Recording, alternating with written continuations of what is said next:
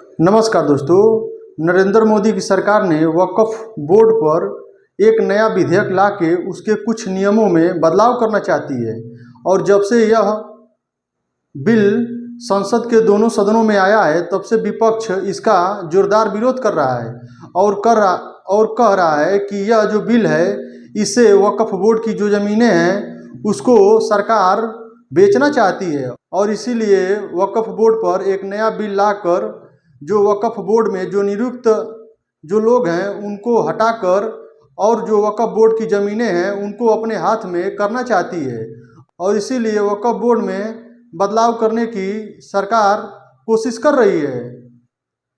साथियों, आपको बता दें कि रक्षा मंत्रालय और रेल मंत्रालय के बाद सबसे ज़्यादा ज़मीनें भारत में वक्फ बोर्ड के पास है। इसमें लगभग 8 लाख एकड़ ज़मीन वक्फ बोर्ड के पास है। साथियों, आपको बता दें कि वक्फ होता क्या है। वक्फ एक अरबी शब्द है। इसका मतलब होता है समर्पित करना या दान करना। अगर कोई मुसलमान अपने भूमि के एक टुकड़े को कहता है कि इस पे कब्रिस्तान या मस्जिद बनेगा और यह कहकर वक्फ कर देता है या समर्पित कर देता है, तो यह जो ज़मीन है उस राज्य को वक्फ बोर्ड के पास चली जाती है और उसका देख रेख और उसका प्रबंधन का काम वक्फ बोर्ड के द्वारा किया जाता है। आपको बता दें साथियों कि पूरे देश में 30 वक्फ बोर्ड है और सबसे ज़्यादा ज़मीनें उत्तर प्रदेश वक्फ बोर्ड के पास है। और इस वक्फ बोर्ड में सरकार जो बिल लाकर इस वक्फ बोर्ड में कुछ परिवर्तन करना चाहती है। इसके 2-3 बिंदु हैं। पहला बिंदु ये है कि इसमें महिलाओं को नियुक्त किया जाएगा, यानी महिलाओं को वक्फ बोर्ड में सदस्य बनाया जाएगा। और दूसरा बिंदु है कि इसमें गैर मुसलमानों को भी वक्फ बोर्ड में रखा जाएगा। और तीसरा बिंदु है कि वक्फ बोर्ड की कुछ शक्तियां वहां के जिला मजिस्ट्रेट को दे दी जाएंगी।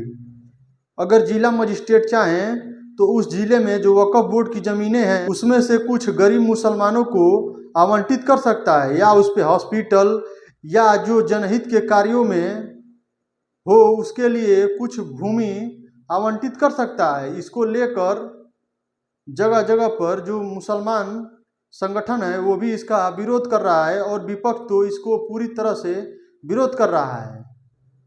साथियों, बता दें कि जो नरेंद्र मोदी की सरकार है उसमें जो गठबंधन के लोग हैं वो भी, जैसे आंध्र प्रदेश के मुख्यमंत्री चंद्रबाबू नायडू भी इसका विरोध किए हैं और नीतीश कुमार के पार्टी के भी लोग या नेता कुछ इसका विरोध किए हैं।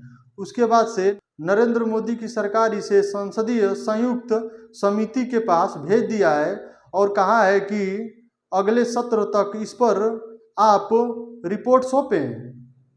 और इस समिति में आपको बता दें कि असुद्दीन ओवैसी भी इस समिति के सदस्य हैं। अब देखना होगा कि आने वाले सत्र में इस समिति ने